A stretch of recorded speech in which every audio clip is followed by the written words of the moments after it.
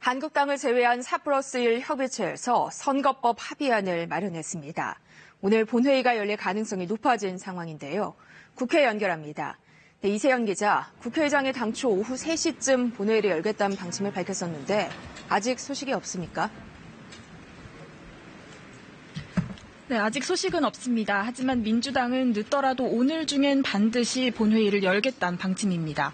이 오전에 문희상 국회의장과 3당 원내대표들이 만났지만 본회의를 열지 의사 일정은 어떻게 할지 한국당 거부로 합의를 못 이뤘습니다.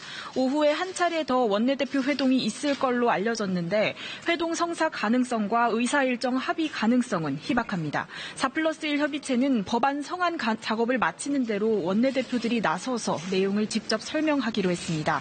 이후 열리는 본회의에서는 선거법과 검찰개혁법, 예산부수법안 등의 일괄 상정을 추진할 것으로 보입니다. 네, 1년 가까이 끌어오던 패스트트랙 법안이 급물살을 타게 된 건데 이 4+1 협의체 합의 내용을 자세히 살펴볼까요?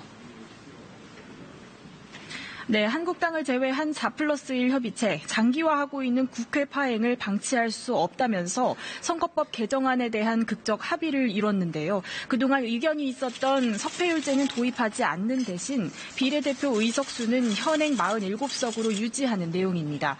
또 비례의석 가운데 30석을 50% 연동률로 배분하기로 했습니다. 공수처법의 경우 쟁점이 됐던 기소심의위원회를 도입하지 않기로 공감대를 형성했습니다.